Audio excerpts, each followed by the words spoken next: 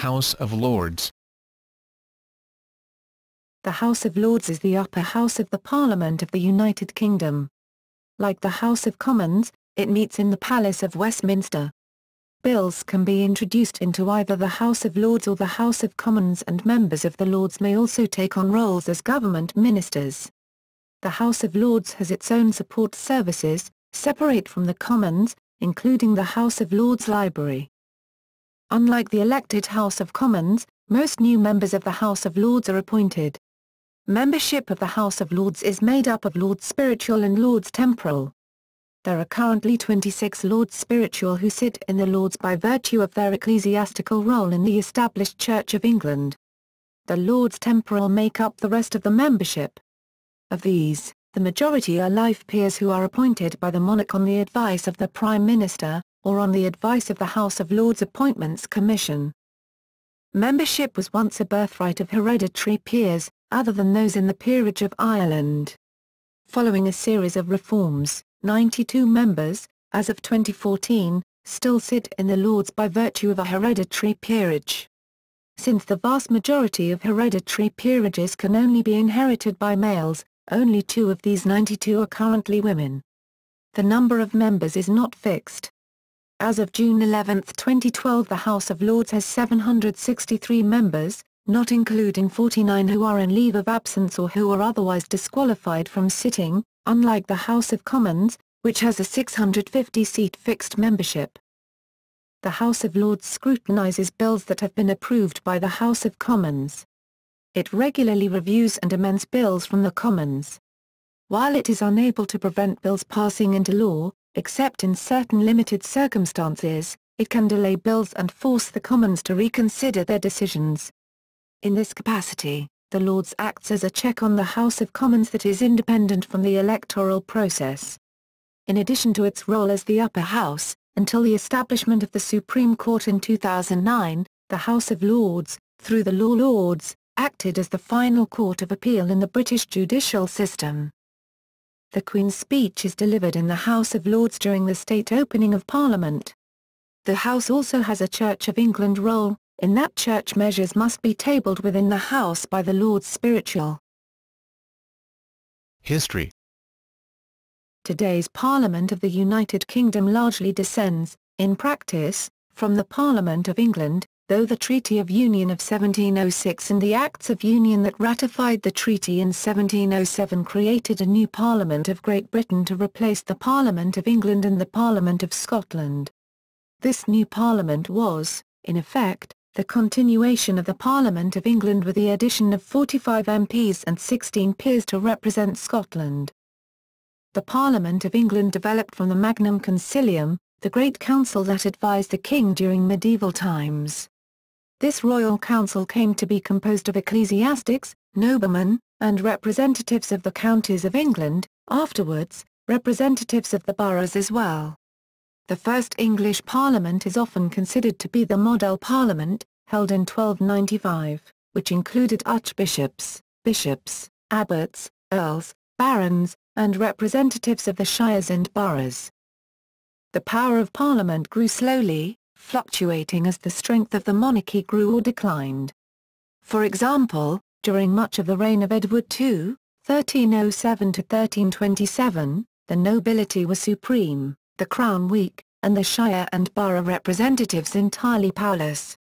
In 1569, the authority of Parliament was for the first time recognised not simply by custom or royal charter, but by an authoritative statute, passed by Parliament itself. Further developments occurred during the reign of Edward II's successor, Edward III. It was during this king's reign that Parliament clearly separated into 2 distinct chambers, the House of Commons, consisting of the shire and borough representatives, and the House of Lords, consisting of the bishops and abbots and the peers. The authority of Parliament continued to grow, and, during the early 15th century, both houses exercised powers to an extent not seen before. The Lords were far more powerful than the Commons because of the great influence of the great landowners and the prelates of the realm. The power of the nobility suffered a decline during the civil wars of the late 15th century, known as the Wars of the Roses. much of the nobility was killed on the battlefield or executed for participation in the war, and many aristocratic estates were lost to the crown. Moreover, feudalism was dying, and the feudal armies controlled by the barons became obsolete. Henry VII, 1485–1509, clearly established the supremacy of the monarch, symbolized by the crown imperial. The domination of the sovereign continued to grow during the reigns of the Tudor monarchs in the 16th century. The crown was at the height of its power during the reign of Henry VIII, 1509–1547. The House of Lords remained more powerful than the House of Commons, but the lower house continued to grow in influence, reaching a zenith in relation to the House of Lords during the middle 17th century.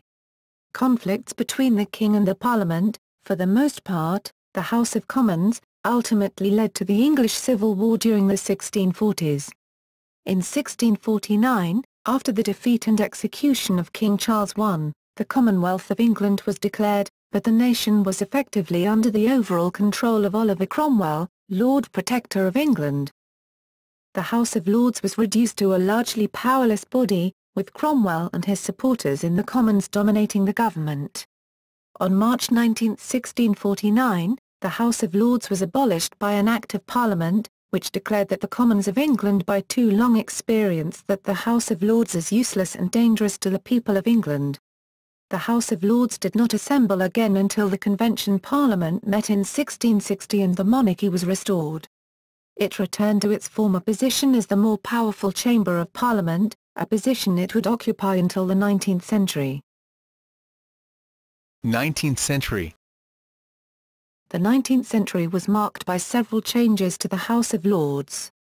The House, once a body of only about 50 members, had been greatly enlarged by the liberality of George III and his successors in creating peerages. The individual influence of a Lord of Parliament was thus diminished. Moreover, the power of the House as a whole experienced a decrease, whilst that of the House of Commons grew. Particularly notable in the development of the lower house's superiority was the Reform Bill of 1832.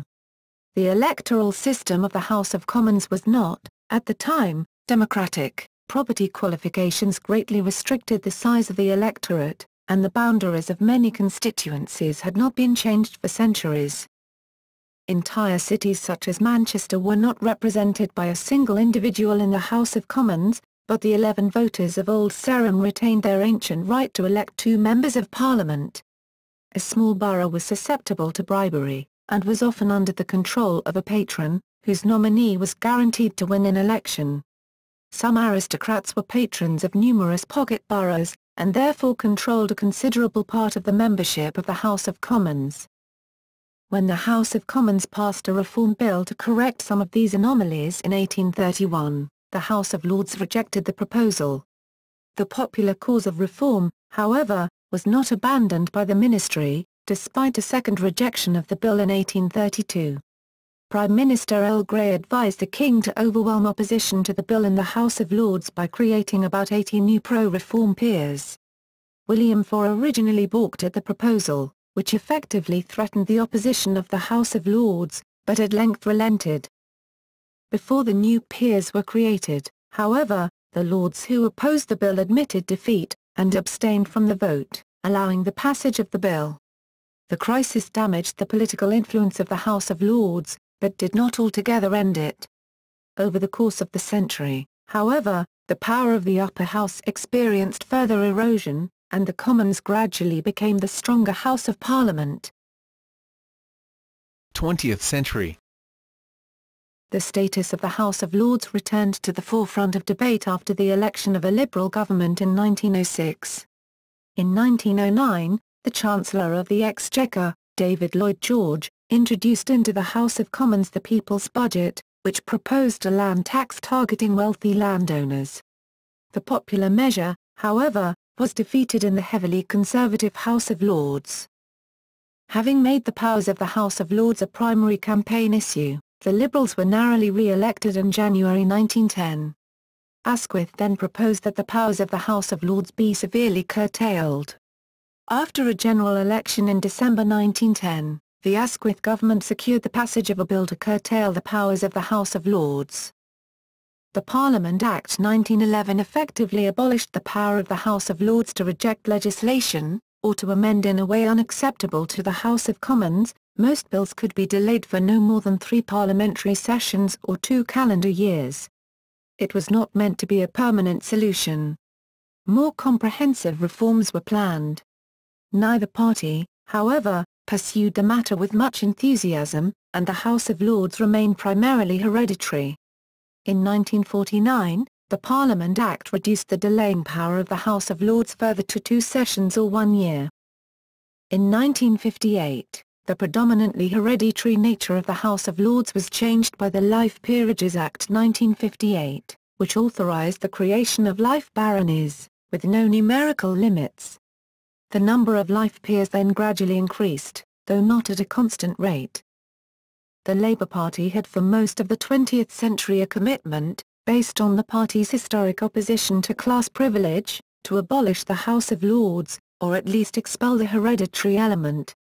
In 1968, the Labour government of Harold Wilson attempted to reform the House of Lords by introducing a system under which hereditary peers would be allowed to remain in the House and take part in debate, but would be unable to vote. This plan, however, was defeated in the House of Commons by a coalition of traditionalist conservatives, such as Enoch Powell, and Labour members who continued to advocate the outright abolition of the upper house, such as Michael Foot. When Michael Foot attained the leadership of the Labour Party in 1980, abolition of the House of Lords became a part of the party's agenda. Under his successor, Neil Kinnock, however, a reformed upper house was proposed instead. In the meantime, the creation of hereditary peerages, except for members of the royal family, has been arrested, with the exception of 3 creations during the administration of the Conservative Margaret Thatcher in the 1980s. Whilst some hereditary peers were at best apathetic, the Labour Party's clear commitments were not lost on Baron Siddeley, who for decades was considered an expert on the House of Lords. In December 1979, the Conservative Monday Club published his extensive paper entitled Lords Reform, Why Tamper with the House of Lords? And in July 1980 the monarchist carried another article by Lord Siddeley entitled Why Reform or Abolish the House of Lords? In 1990 he authored a further booklet for the Monday Club entitled The Preservation of the House of Lords. Lords Reform 1997 to 2010. The Labour Party included in its 1997 general election manifesto a commitment to remove the hereditary peerage from the House of Lords. Their subsequent election victory in 1997 under Tony Blair finally heralded the demise of the traditional House of Lords. The Labour government introduced legislation to expel all hereditary peers from the upper house as a first step in Lords reform. As a part of a compromise, however, it agreed to permit 92 hereditary peers to remain until the reforms were complete. Thus all but 92 hereditary peers were expelled under the House of Lords Act 1999, see below for its provisions, making the House of Lords predominantly an appointed house. Since 1999 however, no further reform has taken place. The Waukegan Commission proposed introducing a 20% elected element to the Lords, but this plan was widely criticised. A joint committee was established in 2001 to resolve the issue, but it reached no conclusion and instead gave Parliament 7 options to choose from: fully appointed, 20% elected, 40% elected, 50% elected, 60% elected, 80%, and fully elected. In a confusing series of votes in February 2003, all of these options were defeated, although the 80% elected option fell by just 3 votes in the Commons. Socialist MPs favouring outright abolition voted against all the options. In 2005 a cross-party group of senior MPs, Kenneth Clarke, Paul Tyler, Tony Wright, Sir George Young and Robin Cook, published a report proposing that 70% of members of the House of Lords should be elected, each member for a single long term, by the single transferable vote system. Most of the remainder were to be appointed by a commission to ensure a mix of skills, knowledge and experience. This proposal was also not implemented. a cross-party campaign initiative called Elect the Lords was set up to make the case for a predominantly elected second chamber in the run-up to the 2005 general election. At the 2005 election, the Labour Party proposed further reform of the Lords, but without specific details. The Conservative Party, which had, prior to 1997, opposed any tampering with the House of Lords, favoured an 80% elected second chamber, while the Liberal Democrats called for a fully elected Senate. During 2006, a cross-party committee discussed Lords reform, with the aim of reaching a consensus. Its findings were published in early 2007. On March 7, 2007, members of the House of Commons voted 10 times on a variety of alternative compositions for the upper chamber. Outright abolition, a wholly appointed House, a 20% elected House, a 40% elected House, a 50% elected House and a 60% elected House were all defeated in turn. Finally, the vote for an 80% elected chamber was won by 305 votes to 267, and the vote for a wholly elected chamber was won by an even greater margin, 337 to 224. Significantly, this last vote represented an overall majority of MPs, giving it political authority. Furthermore, examination of the names of MPs voting at each division showed that, of the 305 who voted for the 80% elected option, 211 went on to vote for the 100% elected option. Given that this vote took place after the vote on 80%, whose result was already known when the vote on 100% took place, this shows a clear preference for a fully elected upper house among those who voted for the only other option that passed. But this was nevertheless only an indicative vote, and many political and legislative hurdles remain to be overcome for supporters of an elected second chamber. The House of Lords, soon after, rejected this proposal and voted for an entirely appointed House of Lords. In July 2008, Jack Straw, the Secretary of State for Justice and Lord Chancellor, introduced a white paper to the House of Commons proposing to replace the House of Lords with an 80 to 100% elected chamber, with 1/3 being elected at each general election, for a term of approximately 12 to 15 years. The white paper states that as the peerage would be totally separated from membership of the upper house, the name House of Lords would no longer be appropriate. It goes on to explain that there is cross-party consensus for the new chamber to be titled the Senate of the United Kingdom. However, to ensure the debate remains on the role of the upper house rather than its title, the white paper is neutral on the title of the new house.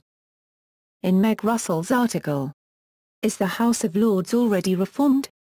she states 3 essential features of a legitimate House of Lords.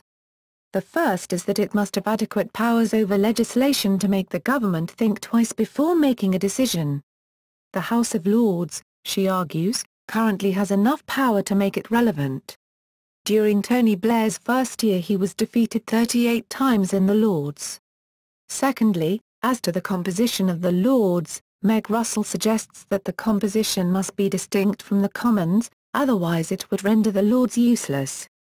The third feature is the perceived legitimacy of the Lords. She writes, "In general, legitimacy comes with election. What will concern ministers in the coalition government is how these features are interlinked. If the Lords have a distinct and elected composition, this would probably come about through fixed-term proportional representation. If this happens, then the perceived legitimacy of the Lords could arguably outweigh the legitimacy of the Commons. This would especially be the case if the House of Lords had been elected more recently than the House of Commons, as it could be said to reflect the will of the people better than the Commons. In this scenario there may well come a time when the Lords twice reject a bill from the Commons and it is forced through. This would in turn trigger questions about the amount of power the Lords should have, and there would be pressure for it to increase. This hypothetical process is known as the circumnavigation of power theory. It infers that it would never be in any government's interest to legitimize the Lords, as they would be forfeiting their own power. 2010-present. The Conservative Liberal Democrat coalition agreed, following the 2010 general election, to clearly outline a provision for a wholly or mainly elected second chamber, elected by a proportional representation system. These proposals sparked a debate on June 29, 2010. As an interim measure, appointment of new peers will reflect shares of the vote secured by the political parties in the last general election. Detailed proposals for Lords reform including a draft House of Lords reform bill were published on May 17, 2011. These include a 300-member hybrid House, of which 80% are elected. A further 20% would be appointed, and reserve space would be included for some Church of England bishops. Under the proposals, members would also serve single non-renewable terms of 15 years.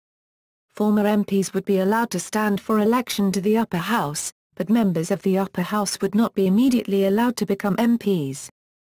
The details of the proposal were: the upper chamber shall continue to be known as the House of Lords for legislative purposes. The reformed House of Lords should have 300 members, of which 240 are elected members, and 60 appointed independent members.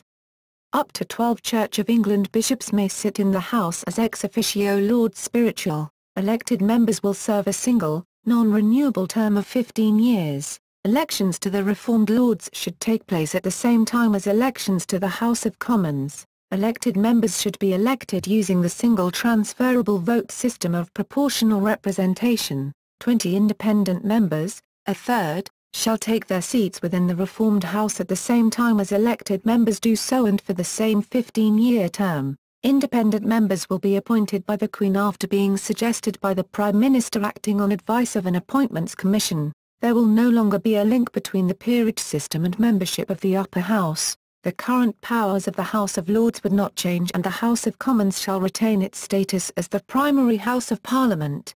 The proposals were considered by a joint committee on House of Lords reform made up of both MPs and peers, which issued its final report on April 23, 2012. Making the following suggestions. The reformed House of Lords should have 450 members. Party groupings, including the crossbenchers, should choose which of their members are retained in the transition period, with the percentage of members allotted to each group based on their share of the peers with high attendance during a given period. Up to 12 Lords Spiritual should be retained in a reformed House of Lords. Relationship with the government. The House of Lords does not control the term of the Prime Minister or of the government. Only the lower house may force the Prime Minister to resign or call elections by passing a motion of no confidence or by withdrawing supply. Thus, the House of Lords' oversight of the government is limited. Most cabinet ministers are from the House of Commons rather than the House of Lords. In particular, all Prime Ministers since 1902 have been members of the lower house. Alec Douglas Home, who became Prime Minister in 1963 while still an Earl, disclaimed his peerage and was elected to the Commons soon after his term began. In recent history, it has been very rare for major cabinet positions, except Lord Chancellor and Leader of the House of Lords, to have been filled by peers. Exceptions include Lord Carrington, who was the Foreign Secretary between 1979 and 1982, Lord Young of Graffham, Minister without portfolio, then Secretary of State for Employment and then Secretary of State for Trade and Industry from 1984 to 1989, and Lord Mandelson, who served as first Secretary of State, Secretary of State for Business, Innovation and Skills and President of the Board of Trade. George Robertson was briefly a peer whilst serving as Secretary of State for Defence before resigning to take up the post of Secretary-General of NATO. From 1999 to 2010 the Attorney General for England and Wales was a member of the House of Lords. The most recent was Baroness Scotland of Asphill. The House of Lords remains a source for junior ministers and members of government. Like the House of Commons, the Lords also has a government chief whip as well as several junior whips. Where a government department is not represented by a minister in the Lords or one is not available, government whips will act as spokesmen for them. Legislative functions. Legislation, with the exception of money bills, may be introduced in either house. The House of Lords debates legislation, and has power to amend or reject bills. However, the power of the Lords to reject a bill passed by the House of Commons is severely restricted by the Parliament Acts. Under those Acts, certain types of bills may be presented for the royal assent without the consent of the House of Lords, that is the Commons can override the Lords' veto. The House of Lords cannot delay a money bill, a bill that, in the view of the Speaker of the House of Commons, solely concerns national taxation or public funds, for more than 1 month. Other public bills cannot be delayed by the House of Lords for more than 2 parliamentary sessions, or 1 calendar year. These provisions, however, only apply to public bills that originate in the House of Commons, and cannot have the effect of extending a parliamentary term beyond 5 years. A further restriction is a constitutional convention known as the Salisbury Convention, which means that the House of Lords does not oppose legislation promised in the government's election manifesto. By a custom that prevailed even before the Parliament Acts, the House of Lords is further restrained in so far as financial bills are concerned. The House of Lords may neither originate a bill concerning taxation or supply of Treasury or Exchequer funds, nor amend a bill so as to insert a taxation or supply-related provision. The House of Commons, however, often waives its privileges and allows the upper house to make amendments with financial implications. Moreover, the upper house may not amend any supply bill. The House of Lords formerly maintained the absolute power to reject a bill relating to revenue or supply, but this power was curtailed by the Parliament Acts, as aforementioned. Former judicial role. Historically, the House of Lords held several judicial functions. Most notably, until 2009 the House of Lords served as the court of last resort for most instances of UK law. Since October 1, 2009 this role is now held by the Supreme Court of the United Kingdom. The Lords' judicial functions originated from the ancient role of the Curia Regis as a body that addressed the petitions of the King's subjects. The functions were exercised not by the whole House, but by a committee of law lords. The bulk of the House's judicial business was conducted by the 12 Lords of Appeal in Ordinary, who were specifically appointed for this purpose under the Appellate Jurisdiction Act 1876. The judicial functions could also be exercised by Lords of Appeal, other members of the House who happened to have held high judicial office. No Lord of Appeal in Ordinary or Lord of Appeal could sit judicially beyond the age of 75. The judicial business of the Lords was supervised by the Senior Lord of Appeal in Ordinary and his or her deputy, the second Senior Lord of Appeal in Ordinary. The jurisdiction of the House of Lords extended, in civil and in criminal cases, to appeals from the courts of England and Wales, and of Northern Ireland. From Scotland, appeals were possible only in civil cases. Scotland's High Court of Justiciary is the highest court in criminal matters. The House of Lords was not the United Kingdom's only court of last resort. In some cases, the Judicial Committee of the Privy Council performs such a function. The jurisdiction of the Privy Council in the United Kingdom, however, is relatively restricted. It encompasses appeals from ecclesiastical courts, disputes under the House of Commons Disqualification Act 1975, and a few other minor matters. Issues related to devolution were transferred from the Privy Council to the Supreme Court in 2009. The 12 law lords did not all hear every case. Rather, after World War II cases were heard by panels known as appellate committees, each of which normally consisted of 5 members, selected by the senior lord. An appellate committee hearing an important case could consist of more than 5 members. Though appellate committees met in separate committee rooms, judgment was given in the Lords' Chamber itself. No further appeal lay from the House of Lords, although the House of Lords could refer a preliminary question to the European Court of Justice in cases involving an element of European Union law, and a case could be brought at the European Court of Human Rights if the House of Lords did not provide a satisfactory remedy in cases where the European Convention on Human Rights was relevant.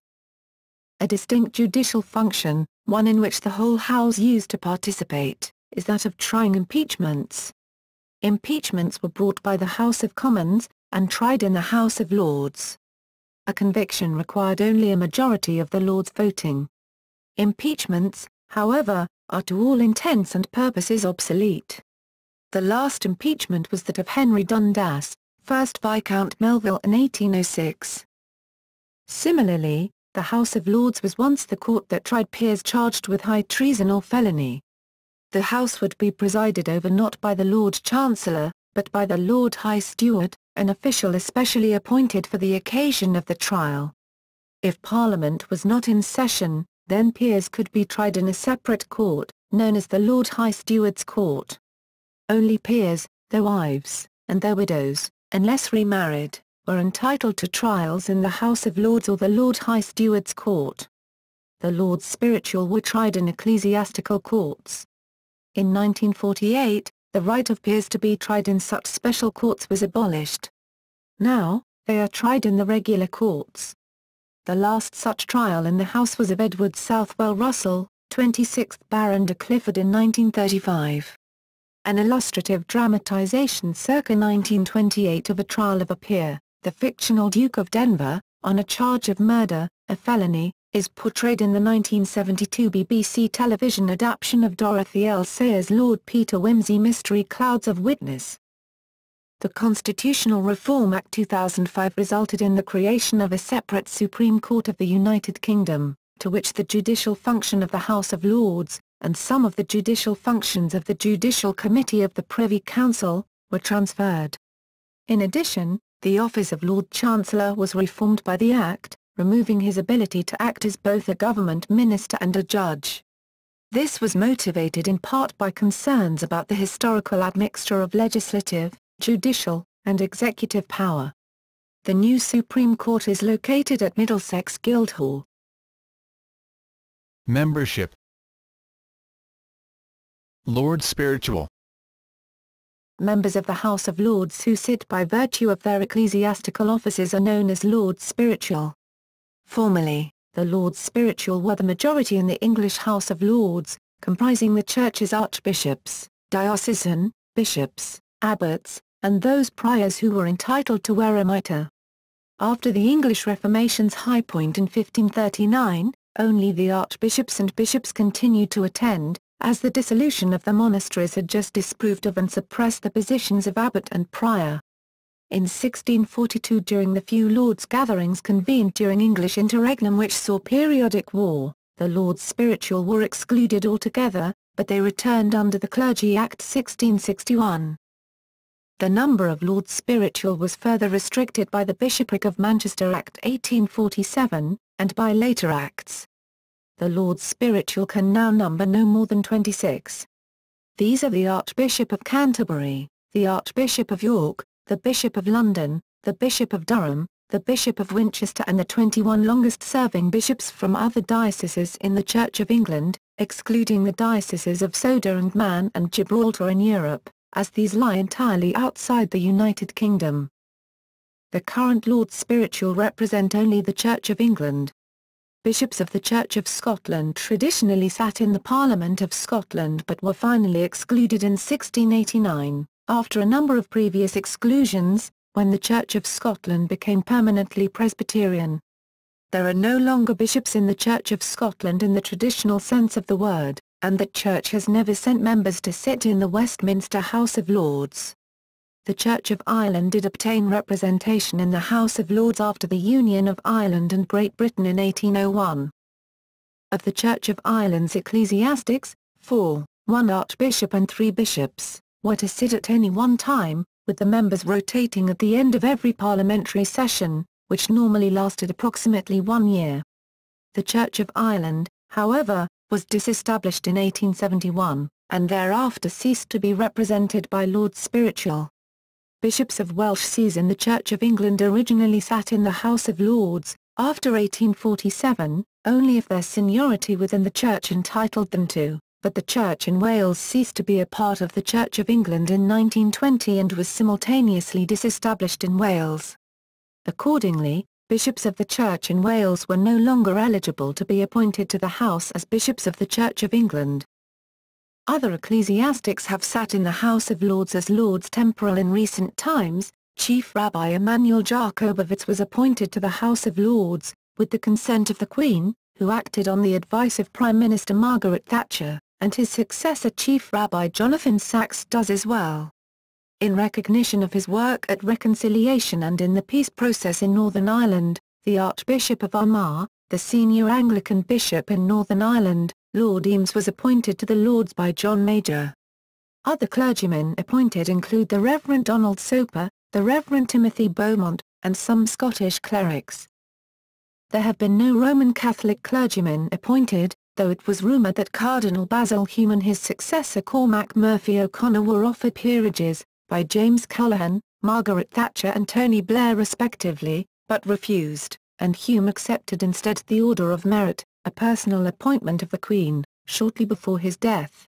O'Connor said he had his maiden speech ready, but Roman Catholics who have received holy orders are forbidden by canon law from holding offices connected with the government of any state other than the Holy See, so it is unlikely that any Catholic cleric will ever sit in the House of Lords.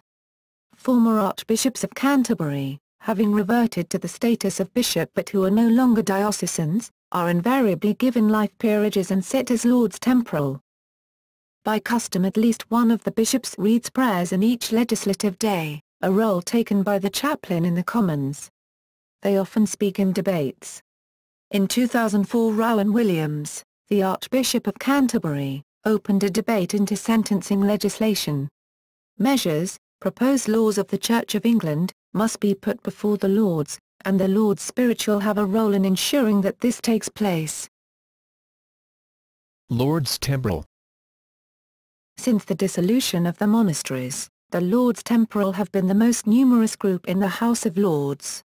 Unlike the Lords Spiritual, they may be publicly partisan, aligning themselves with one or another of the political parties that dominate the House of Commons. Publicly non-partisan Lords are called crossbenchers. Originally, the Lords Temporal included several hundred hereditary peers, that is, those whose peerages may be inherited, who ranked variously as dukes, marquesses, earls, viscounts, and barons, as well as Scottish Lords of Parliament. Such hereditary dignities can be created by the Crown. In modern times this is done on the advice of the Prime Minister of the day, except in the case of members of the royal family. In 1999, the Labour government brought forward the House of Lords Act removing the right of several hundred hereditary peers to sit in the House. The Act provided a temporary measure that only 92 individuals may continue to sit in the upper house by virtue of hereditary peerages. Of these, 2 remain in the House of Lords because they hold royal offices connected with Parliament, the Earl Marshal and the Lord Great Chamberlain. Of the remaining 90 members of the House of Lords sitting by virtue of a hereditary peerage in the House of Lords, 14 are elected by the whole House and 74 are chosen by fellow hereditary peers in the House of Lords, grouped by party. This Act included the Principality of Wales and the Earldom of Chester and removed all royal peers including the Duke of Edinburgh, Duke of York, Earl of Wessex, Duke of Gloucester and the Duke of Kent. The number of peers to be chosen by a party reflects the proportion of hereditary peers that belong to that party, see current composition below. In 1999, when an elected hereditary peer dies, a by-election is held, with a variant of the alternative vote system being used. If the recently deceased hereditary peer was elected by the whole House, then so is his or her replacement. A hereditary peer elected by a specific party is replaced by a vote of elected hereditary peers belonging to that party, whether elected as part of that party group or by the whole House. The Lords Temporal also included the Lords of Appeal in Ordinary, a group of individuals appointed to the House of Lords so that they could exercise its judicial functions. Lords of Appeal in Ordinary, more commonly known as Law Lords, were first appointed under the Appellate Jurisdiction Act 1876. They were selected by the Prime Minister, but were formally appointed by the Sovereign. A Lord of Appeal in Ordinary had to retire at the age of 70, or, if his or her term was extended by the government, at the age of 75. After reaching such an age, the Law Lord could not hear any further legal cases. The number of Lords of Appeal in Ordinary, excluding those who were no longer able to hear cases because of age restrictions, was limited to 12, but could be changed by statutory instrument. Lords of Appeal in Ordinary traditionally did not participate in political debates, so as to maintain judicial independence. Lords of Appeal in Ordinary held seats in the House of Lords for life, remaining members even after reaching the judicial retirement age of 70 or 75. Former Lord Chancellors and holders of other high judicial office could also sit as law lords under the Appellate Jurisdiction Act, although in practice this right was infrequently exercised. Under the Constitutional Reform Act 2005, the existing Lords of Appeal in Ordinary became judges of the new Supreme Court of the United Kingdom in 2009 and are barred from sitting or voting in the House of Lords until they retire as judges. One of the main justifications for the new Supreme Court was to establish a separation of powers between the judiciary and the legislature. It is therefore unlikely that future appointees to the Supreme Court of the United Kingdom will be made Lords of Appeal in Ordinary.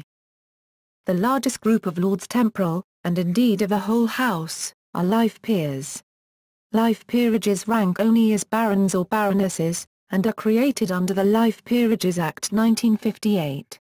Like all other peers, life peers are created by the Sovereign, who acts on the advice of the Prime Minister or the House of Lords Appointments Commission. By convention, however, the Prime Minister allows leaders of other parties to select some life peers so as to maintain a political balance in the House of Lords. Moreover, some non-party life peers, the number being determined by the Prime Minister, are nominated by an independent House of Lords Appointments Commission. If a hereditary peerage holder is given a life peerage, he or she becomes a member of the House of Lords without a need for a by-election. In 2000, the government announced it would set up an independent appointments commission, under Lord Stevenson of Codinham, to select 15 so-called people's peers for life peerages. However, when the choices were announced in April 2001, from a list of 3,000 applicants, the choices were treated with criticism in the media, as all were distinguished in their field, and none were ordinary people as some had originally hoped.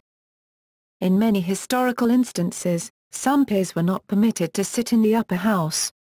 When Scotland united with England to form Great Britain in 1707, it was provided that the Scottish hereditary peers would only be able to elect 16 representative peers to sit in the House of Lords. The term of a representative was to extend until the next general election. A similar provision was enacted in respect of Ireland when that kingdom merged with Great Britain in 1801. The Irish peers were allowed to elect 28 representatives, who were to retain office for life. Elections for Irish representatives ended in 1922, when most of Ireland became an independent state. Elections for Scottish representatives ended with the passage of the Peerage Act 1963, under which all Scottish peers obtained seats in the upper house. Qualifications. Several different qualifications apply for membership of the House of Lords. No person may sit in the House of Lords if under the age of 21. Furthermore, only citizens of the United Kingdom, Commonwealth citizens, and citizens of Ireland may sit in the House of Lords. The nationality restrictions were previously more stringent, under the Act of Settlement 1701, and prior to the British Nationality Act 1948, only natural-born subjects were qualified. Additionally, some bankruptcy-related restrictions apply to members of the upper house. A person may not sit in the House of Lords if he or she is the subject of a bankruptcy restrictions order, applicable in England and Wales only, or if he or she is adjudged bankrupt, in Northern Ireland, or if his or her estate is sequestered, in Scotland. A final restriction bars an individual convicted of high treason from sitting in the House of Lords until completing his or her full term of imprisonment. An exception applies, however, if the individual convicted of high treason receives a full pardon. Note that an individual serving a prison sentence for an offence other than high treason is not automatically disqualified. Women were excluded from the House of Lords until the Life Peerages Act, passed in 1958 to address the declining number of active members, made possible the creation of peerages for life. Women were immediately eligible and 4 were among the first life peers appointed. However, hereditary peeresses continued to be excluded until the passage of the Peerage Act 1963. Since the passage of the House of Lords Act 1999, hereditary peeresses remain eligible for election to the upper house. There are 2 among the 90 hereditary peers who continue to sit. Officers. Traditionally, the House of Lords did not elect its own Speaker, unlike the House of Commons. Rather, The ex officio presiding officer was the Lord Chancellor. With the passage of the Constitutional Reform Act 2005, the post of Lord Speaker was created, a position to which a peer is elected by the House and subsequently appointed by the Crown. The first Lord Speaker, elected on May 4, 2006, was Baroness Hayman, a former Labour peer. As the Speaker is expected to be an impartial presiding officer, Baroness Hayman resigned from the Labour Party. In 2011, Baroness Sosa was elected as the second Lord Speaker, replacing Baroness Hayman in September 2011. This reform of the post of Lord Chancellor was made due to the perceived constitutional anomalies inherent in the role. The Lord Chancellor was not only the Speaker of the House of Lords, but also a member of the Cabinet.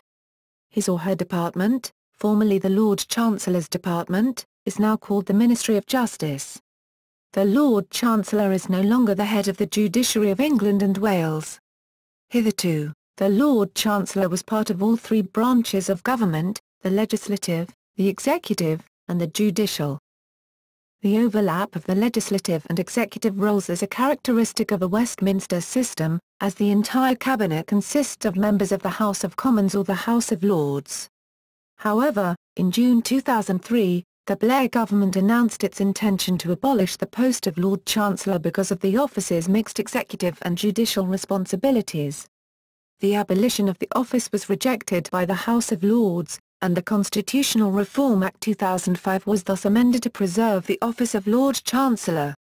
The Act no longer guarantees that the office holder of Lord Chancellor is the presiding officer of the House of Lords, and therefore allows the House of Lords to elect a Speaker of their own.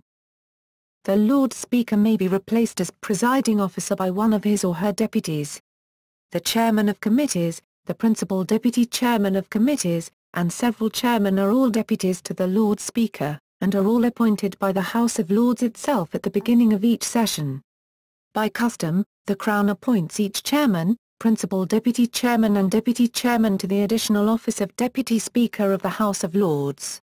There was previously no legal requirement that the Lord Chancellor or a Deputy Speaker be a member of the House of Lords, though the same has long been customary.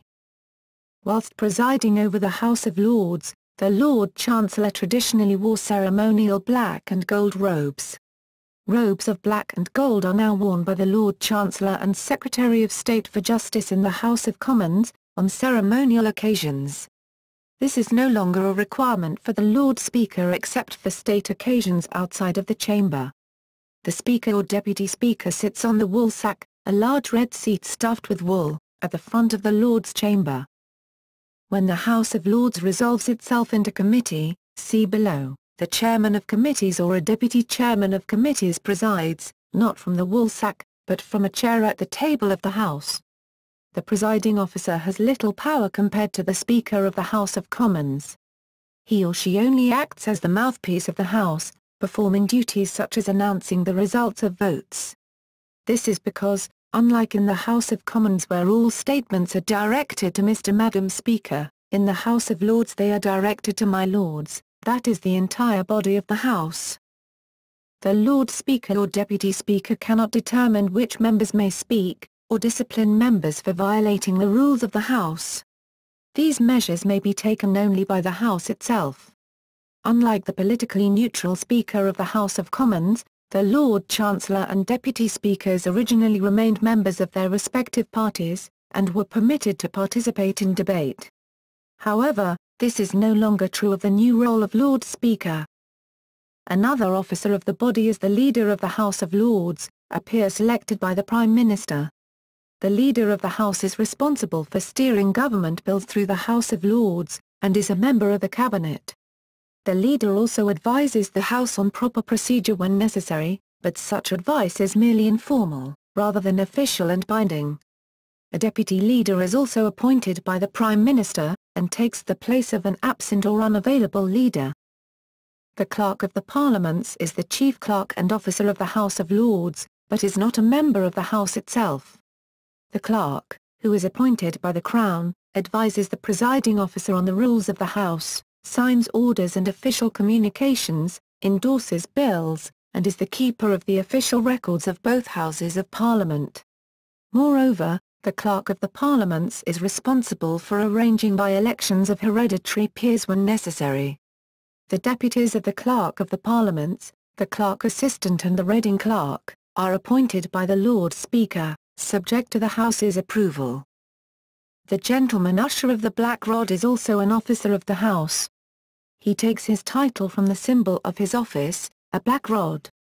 Black Rod, as the Gentleman Usher is normally known, is responsible for ceremonial arrangements, is in charge of the House's doorkeepers, and may, upon the order of the House, take action to end disorder or disturbance in the chamber. Black Rod also holds the office of Sergeant-at-Arms of the House of Lords, and in this capacity attends upon the Lord Speaker. The Gentleman Usher of the Black Rod's duties may be delegated to the Yeoman Usher of the Black Rod or to the Assistant Sergeant-at-Arms. Procedure. The House of Lords and the House of Commons assemble in the Palace of Westminster. The Lords' Chamber is lavishly decorated, in contrast with the more modestly furnished Commons' Chamber. Benches in the Lords' Chamber are coloured red. The woolsack is at the front of the chamber. The government sit on benches on the right of the woolsack, while members of the opposition sit on the left. Crossbenchers sit on the benches immediately opposite the woolsack. The Lords' Chamber is the site of many formal ceremonies, the most famous of which is the state opening of Parliament, held at the beginning of each new parliamentary session. During the state opening, the Sovereign, seated on the throne in the Lords' Chamber and in the presence of both Houses of Parliament, delivers a speech outlining the government's agenda for the upcoming parliamentary session. In the House of Lords, members need not seek the recognition of the presiding officer before speaking, as is done in the House of Commons. If two or more lords simultaneously rise to speak, the House decides which one is to be heard by acclamation, or, if necessary, by voting on a motion. Often, however, the leader of the House will suggest an order, which is thereafter generally followed. Speeches in the House of Lords are addressed to the House as a whole, my lords, rather than to the presiding officer alone, as is the custom in the lower house. Members may not refer to each other in the second person, as you, but rather use third-person forms such as the noble Duke, the noble Earl, the noble Lord, my noble friend, the most reverend Primate, etc. Each member may make no more than one speech on a motion, except that the mover of the motion may make one speech at the beginning of the debate and another at the end. Speeches are not subject to any time limits in the House. However, the House may put an end to a speech by approving a motion that the noble lord be no longer heard. It is also possible for the House to end the debate entirely, by approving a motion that the question be now put. This procedure is known as closure, and is extremely rare. Once all speeches on a motion have concluded, or closure invoked, the motion may be put to a vote. The House first votes by voice vote. The Lord Speaker or Deputy Speaker puts the question, and the Lords respond either content, in favour of the motion, or not content, against the motion. The presiding officer then announces the result of the voice vote, but if his assessment is challenged by any Lord, a recorded vote known as a division follows. Members of the House enter one of two lobbies, the content lobby or the not content lobby, on either side of the chamber, where their names are recorded by clerks. At each lobby are two tellers, themselves members of the House, who count the votes of the Lords. The Lord Speaker may not take part in the vote. Once the division concludes, the tellers provide the results thereof to the presiding officer, who then announces them to the House. If there is an equality of votes, the motion is decided according to the following principles: legislation may proceed in its present form, unless there is a majority in favour of amending or rejecting it. Any other motions are rejected, unless there is a majority in favour of approving it. The quorum of the House of Lords is just 3 members for a general or procedural vote, and 30 members for a vote on legislation. If fewer than 3 or 30 members, as appropriate, are present, the division is invalid. Disciplinary powers. By contrast with the House of Commons, the House of Lords has not had an established procedure for putting sanctions on its members. When a cash for influence scandal was referred to the Committee of Privileges in January 2009, The Leader of the House of Lords also asked the Privileges Committee to report on what sanctions the House had against its members. After seeking advice from the Attorney General for England and Wales and the former Lord Chancellor Lord Mackay of Clashfern, the committee decided that the House possessed an inherent power to suspend errant members, although not to withhold a writ of summons nor to expel a member permanently. When the House subsequently suspended Lord Truscott and Lord Taylor of Blackburn for their role in the scandal, they were the first to meet this fate since 1642. There are two other motions which have grown up through custom and practice in which govern questionable conduct within the House. They are brought into play by a member standing up, possibly intervening on another member, and moving the motion without notice. When the debate is getting excessively heated, it is open to a member to move that the standing order on asperity of speech be read by the clerk. The motion can be debated, but if agreed by the House, the Clerk of the Parliaments will read out Standing Order 33, which provides that all personal, sharp, or taxing speeches be forborne. The journals of the House of Lords record only 4 instances on which the House has ordered the Standing Order to be read since the procedure was invented in 1871. For more serious problems with an individual lord, the option is available to move that the noble lord be no longer heard. This motion also is debatable, and the debate which ensues has sometimes offered a chance for the member whose conduct has brought it about to come to order so that the motion can be withdrawn. If the motion is passed, its effect is to prevent the member from continuing their speech on the motion then under debate. The journals identify 11 occasions on which this motion has been moved since 1884. 4 were eventually withdrawn, 1 was voted down, and 6 were passed. Leave of absence. In 1958, to counter criticism that some peers only appeared at major decisions in the House and thereby particular votes were swayed, the standing orders of the House of Lords were enhanced. Peers who did not wish to attend meetings regularly or were prevented by ill health, age or further reasons, were now able to request leave of absence. During the granted time a peer is expected not to visit the House's meetings until either its expiration or termination, announced at least a month prior to their return. Committees.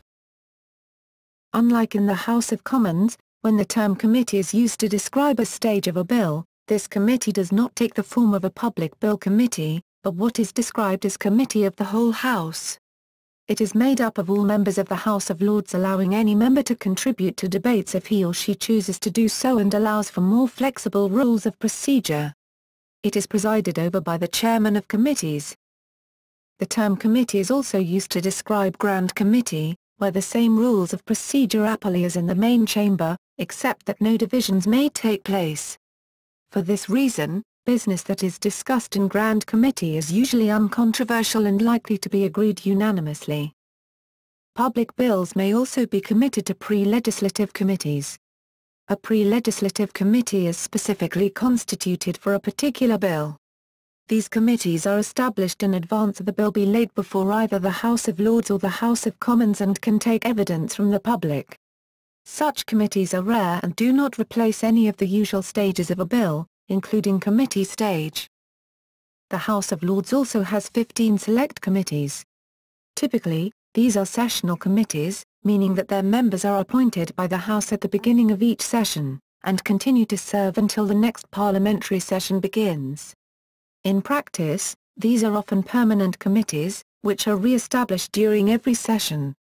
These committees are typically empowered to make reports to the House from time to time, that is whenever they wish. Other committees are ad hoc committees, which are set up to investigate a specific issue. When they are set up by a motion in the House, the motion will set a deadline by which the committee must report. After this date, the committee will cease to exist unless it is granted an extension. An example of this in the current parliamentary session is the Committee on Public Service and Demographic Change. The House of Lords may appoint a chairman for a committee. If it does not do so, the chairman of committees or a deputy chairman of committees may preside instead. Most of the select committees are also granted the power to co-opt members, such as the European Union Committee. The primary function of select committees is to scrutinize and investigate government activities. To fulfill these aims, they are permitted to hold hearings and collect evidence. Bills may be referred to select committees, but are more often sent to the Committee of the Whole House and Grand Committees. The committee system of the House of Lords also includes several domestic committees, which supervise or consider the House's procedures and administration. One of the domestic committees is the Committee of Selection, which is responsible for assigning members to many of the House's other committees. Current composition. As of October 6, 2013, the composition of the House of Lords is. Note: these figures exclude members who are in leave of absence, disqualified as senior members of the judiciary or disqualified as MEPs. The House of Lords Act 1999 allocated 75 of the 92 hereditary peers to the parties based on the proportion of hereditary peers that belonged to that party in 1999. Conservative Party, 42 peers, Labour Party, 2 peers, Liberal Democrats, 3 peers, Crossbenchers, 28 peers. Of the initial 42 hereditary peers elected as Conservatives, 1, Lord Willoughby de Broke, now sits as UKIP. 15 hereditary peers are elected by the whole House, and the remaining hereditary peers are the 2 royal office holders, the Earl Marshal and the Lord Great Chamberlain, both being currently on leave of absence. A report in 2007 stated that many members of the Lords, particularly the life peers, do not attend regularly. The average daily attendance was around 408. While the number of hereditary peers is limited to 92, and that of Lords Spiritual to 26, there is no maximum limit to the number of life peers who may be members of the House of Lords at any time. Leaders and ministers. Leaders in the Lords. Lord Hill of Orford, Leader of the House of Lords and Chancellor of the Duchy of Lancaster, Conservative, Member of the Cabinet. Lord Wallace of Tankernis, Her Majesty's Advocate General for Scotland and Deputy Leader of the House of Lords, Liberal Democrats. Ministers. Lady Wolsey, Senior Minister of State at the Foreign and Commonwealth Office and Minister for Faith and Communities at the Department for Communities and Local Government, attends Cabinet. Lord Livingston of Parkhead, Minister of State for Trade and Investment, unpaid. Lord Fawkes, Minister of State for Civil Justice and Legal Policy, unpaid. Lady Kramer, Minister of State for Transport. Lady Anna Lay of St John's, Lord's Chief Whip and Captain of the Honourable Corps of Gentlemen-at-Arms. Lord Newby, Government Deputy Chief Whip and Captain of the Queen's Bodyguard of the Yeomen of the Guard. Lady Randerson, Parliamentary Under-Secretary of State for Wales, unpaid. Lord Dayton, Commercial Secretary to the Treasury, unpaid. Lord Astor of Hever, Parliamentary Under-Secretary of State and the Lord Spokesman on Defence, unpaid. Earl Howe, Parliamentary Under-Secretary of State for Quality, in the Department of Health. Lord Freud, Parliamentary Under-Secretary of State for Welfare Reform, unpaid. Lady Verma, Parliamentary Under-Secretary of State for Energy and Climate Change and Government Whip. Lord de Morley, Parliamentary Under-Secretary of State for Natural Environment and Science. Viscount Younger of Leckheigh, Parliamentary Under-Secretary of State for Intellectual Property. Lord Taylor of Holbeach, Parliamentary Under-Secretary of State for Criminal Information. Ladies Towell of Beeston, Parliamentary Under-Secretary of State for Communities and Local